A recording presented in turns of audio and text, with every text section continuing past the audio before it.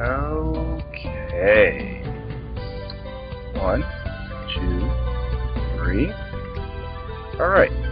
This is SMT at DDR. I'm here to talk about some basic HTTP stuff. Show an example of how that works, how you can type it manually into a terminal, things like that. And yeah, that's about it. So here we go. Do that right now. The example we're going to use is logging into this site. So let's just do a quick run through how this is going to go. First, type my username, password. Let's see here. Okay. Password. Click on this thing right here. This brings me to my inbox of sorts. Click on send messages. Okay. And here we are. Okay. So we're going to log out. Go back to that login screen here. And repeat these actions, except this time we're going to start a tool called Wireshark, a very popular network analyzing tool. Here we go. Alright. We're going to capture on my Ethernet port, that's what I'm using right now. Now it's running. Do the same things again.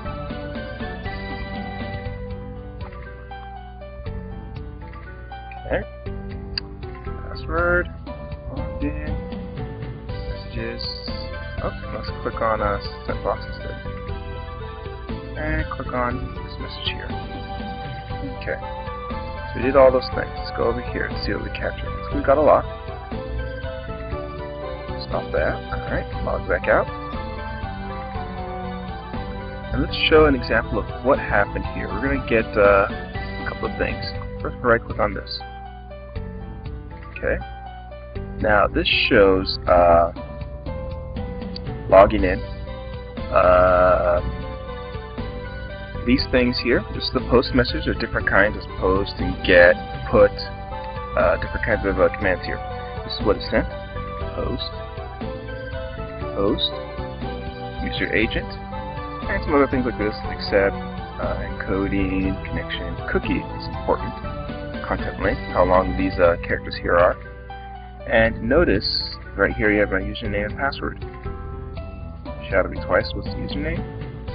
Password? Maximum Wesker. And some other parameters that apparently are needed for Spike to move forward, and the redirect, the cookies that it sets. Let me log in. Okay. So we're gonna emulate that operation right there, real quick like.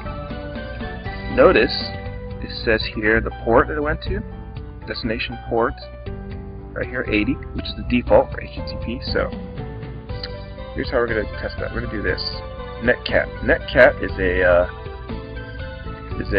pretty cool tool for Linux. People on Windows probably have Telnet that you can use to do this, but I'm going to use Netcat. I believe there's actually a Netcat for Windows as well. So I'm just going to do this. Space 80. Host name, address. Connected. And I actually type those commands. So let's see here. PHP. See, PHP 2. Alright. Login.php. PHP is a server-side scripting language, very popular for web applications. Let's see. What else we're going to type? Let's skip the host for a second and type content length 69. And now notice that there's a carriage term between here, right? So on this line, and this line, then again. So we're going to hit enter, enter again. One enter. Bad request. Why was that a bad request? Let's make sure we did do the enter right. As the spec is about HTTP, every line falls between carriage term and line feed. You'll see here content length. You can see it in hexadecimal display here. Content length 69. ODOA before it began. The next part of it, username, password. You can kind of see it right here. Carriage turn line feed. Those are important.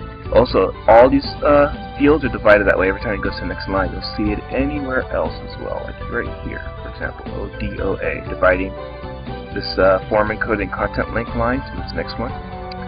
So you can see it. Let me see here. Encoding, right? Form encoding content link, ODOA. That's what that is. Anyways, the reason that probably didn't work is because we left off that host. So we're going to do this again. Like copy, enter. I'm going to say host ddrfree.com. Enter. Not enter. I didn't get any kind of error, implying that it's waiting for the rest of the posted body. I said it's 69 bytes long. That's probably how long this string right here is. So let's do that. Enter. Okay, a bunch of stuff came back. Scroll to the top. Keep it scrolled off. Oh, we still have it here. Okay, alright. So, it looks like it's going to do it. Gave it okay. It said some cookie stuff. Alright. Okay. Let's see. Now, so it logged me in and it worked because I gave it the right password and everything. And it gave back some cookies. So let's copy this for a second. I'm going to bring this to a notepad because we need to collect some of these. Let's see, clear, HTTP filter again. I'm looking for, okay, inbox, alright. Private message sent box, remember when I went to a sent box? And I'm looking for a particular one. Here we are. Let's right click on this guy. Read. So I believe I use this to read the body of a message I was looking for. It's probably in here somewhere. Let's see. Where? Let's see. I'm not sure where it is, but here's somewhere.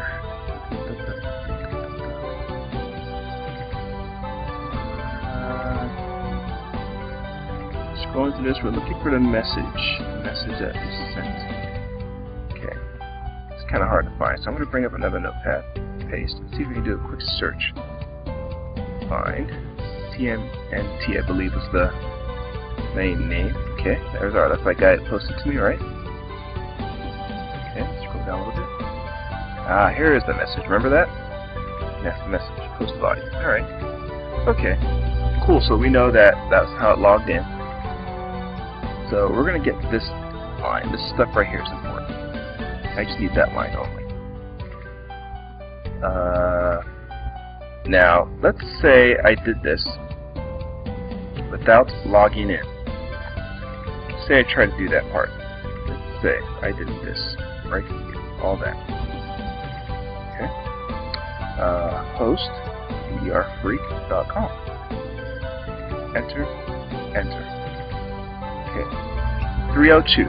It is sending me to the login page instead of giving me that message, that huge list of stuff that was here, right? It didn't give me all of this here. It sent me back to the login page. 302 stands for redirect. It's a HTTP code. And it wants to send me back to the login page, and that's because I didn't see them log in. And what am I missing? This thing, I keep typing host. This is actually called a header, HTTP header, and its value is DDR-free. And there's something I'm missing. I'm missing the cookies. When you log into most websites, they set cookies, and they kind of let you know. They let the application know that you're logged in and provide like valid auth string that can be encoded in all kinds of different ways. Let's see. All right. So what we're gonna do? We're gonna do this again. We're gonna say first. We're going to log in manually. That's what we're going to do.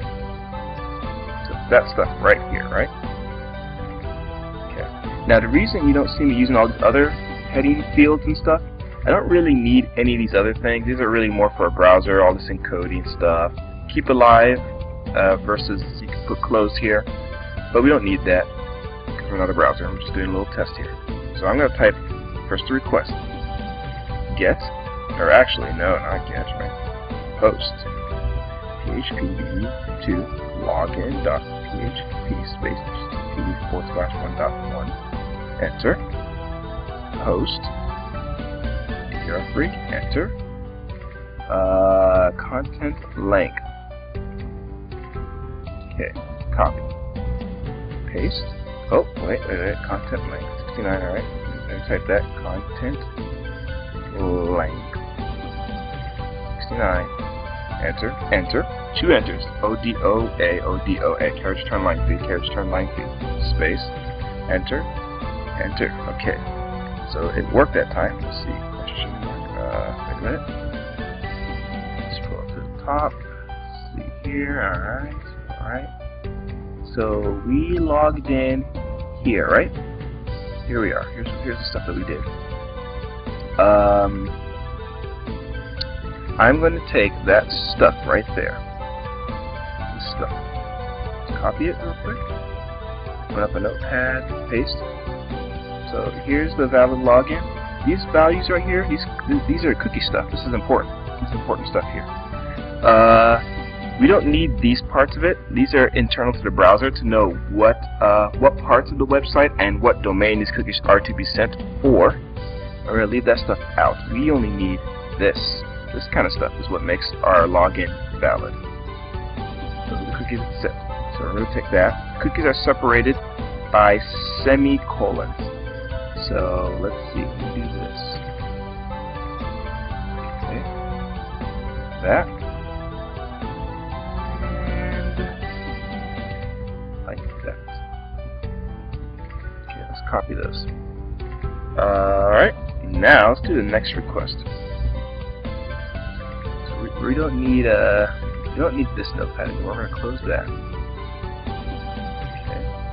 Let's see.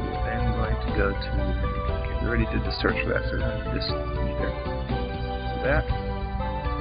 And, let's see, get rid of, okay, here we are.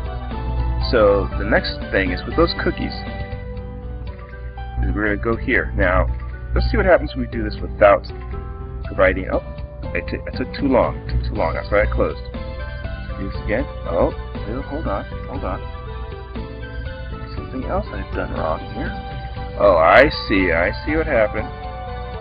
So let's do this again. I need this entire thing, right? HTTP, paste, enter. Okay. See, I forgot that part. That's what happened. DDR3. Host, just leave it at that. Enter. And enter. Redirect. Again, no login. And that happened because I can't read that message without providing a cookie. I have to provide that. I have to. It's very important. Let me see here. Let me clear that. Looking for a. All right. Anyways, here again. Paste. Host. DDR freak. If you don't provide the host, it won't know where to go. Some servers have something called virtual hosting, where many domains can be hosted on the same server. So if it knows you're going to DDR freak, or maybe some video game, well, it says a video game forum, maybe some cooking forum or something. It's called cookingfreak.com or something. It won't know what to send you to, what code to send you to if you don't provide the host name. So that's also very important, which is probably what the service is about. It's probably not a dedicated server just to this DDR freak place.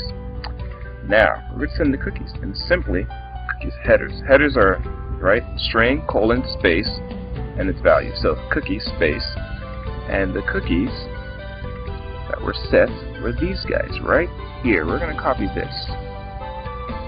Copy, paste. Cookies, I said before, are separated by semicolon. Copy, paste, space, copy. Now last time we did this, it gave us a 302, right? I bet this time it'll give us something much more. Oh, look at that. Okay, so it still didn't work for us. It said redirect. Okay, let's see here. Okay, that makes sense. Chances are this cookie was not the active one that I just used right now. So let's do this again. Let's do this one more time. Okay, so we're going to copy. Okay. Do this again.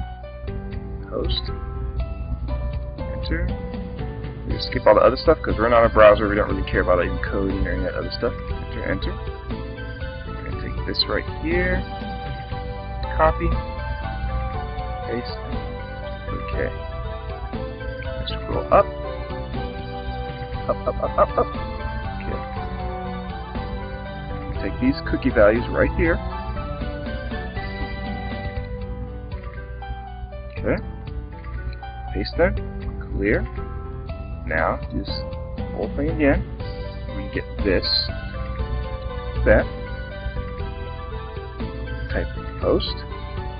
drfreak.com. Enter. We're going to now send the cookie values. So, cookie space that cookie 1. Okay. Let's see, another cookie here. 2. And this third cookie right here. 3. Enter. Enter. Okay. Okay. It's redirecting me again. Why is this not working? Odd. Odd. Let's try this one more time. Let me copy all of this here. This first up here. Okay, let's try this again. Perhaps the problem is could be cookies. I don't think that's the answer, but we're going to try it anyway. Nope, that's not the answer. Alright, why doesn't this work? Could be because this form field says deleted, and when we normally come here from other places, or let's see, when we came here with the browser, it had something like this instead, this for form data. I bet that's the reason. So here's what we're going to do. We're going to do this command again. Because I don't know if you remember, but we were recording it. That's not what it looked like. If you need a quick reminder, you can go back to the beginning of the video and see that. Here's what we're going to do. Do this again. Host, drfreak.com. Cookie. This time, we're going to use this for the cookie field. Instead of saying deleted. Perhaps that's the problem. I'll copy that. Because that doesn't look like a unique ID. This thing here looks very unique. It's like a session-ish kind of ID. Especially with the SID there. So I'm going to copy that stuff. I'm going to see what happens. Let's try it this way. Stuff redirected. It's not working out the way I expected it to. Okay, so that's alright. We're going to just have to record and do it again. Log in. Just here. Maximum Wesker. That was the password that I used here. Alright. Now we're still capturing the reset because I don't want to see all the noise just now. I want to see how to get here. Okay. On sent box. And the message I clicked on before is this feel better message. So reset. Click feel better. Okay. Stop. HTTP. Alright, let's see what happened here. Browse. Get. Okay. Form ID. Form data. Alright. So this is the request that the browser sent. Just like that. So we're going to take this. Give it a test. Let's see if that's what's going on here. Maybe that form. The thing is, you never really know. You didn't develop a web application, so you don't know what the cookies necessarily represent. But you definitely can bet that the cookies are how it knows you're logged in and how it knows you have permissions to view different things. So let's do this. Copy. Post. We're going to skip this H and stuff because we don't really need it. This timestamp looking stuff here, UTMC, all that, looks like time zone data. We're going to ignore all of that. We're just going to take the stuff that we need, which I believe is this stuff right here. Let's see here. Cookie. Enter. Okay, sure enough, it all came back. So that is the whole message is in there. And let's see here. That's that. That's how it all is. And what you just saw now is how to log in to HTTP manually. And you've seen now that it all works normally. There are cookie, connection. You can all just type them at the terminal by connecting to our port manually. It's all simple. I could do this. I could bring up this tool again and watch it happen. Let's see here. By doing this, paste, post. I can just stop there. Let's see. What has it sent so far? Some things have been sent. Let's see here. Oh, see, just a few parts of it's been sent. Cookie. Send that cookie again. Cookie. Paste. Let's see here. Every time I hit enter, it's sent. Enter. Okay. Escape this. Clear that filter. Continuation of non-HTTP traffic, even though it is HTTP traffic. Because it doesn't know it's not complete the process. Let's see here, and enter. All of it comes back. All right. Cancel, clear, and see all that. See how that worked? Now it's complete. Even still says that. Well, now I don't know why it says that. But okay. Now I want to right-click on this. You see everything I sent. That. Cookies and all the stuff that comes back, and that is some basic HTTP stuff there. You see now that this is the GET request. These are headers, HTTP headers, host, and cookie, and these are its values. Cookies, see value equals something, semicolon, value equal, or name equal value, semicolon, name equal value. That's how they're separated. Carriage return line feed and results, normally 200 OK.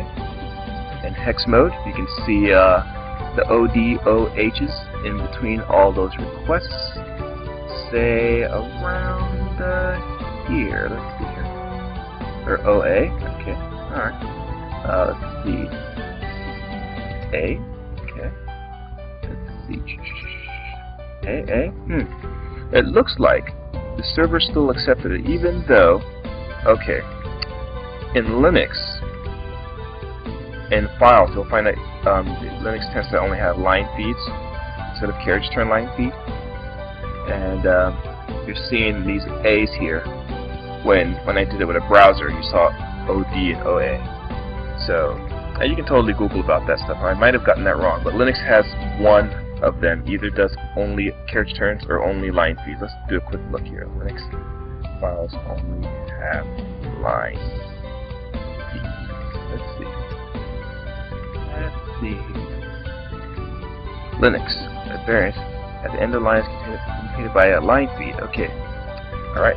Where Windows has control line feed, and that's why you're seeing us enter. See that?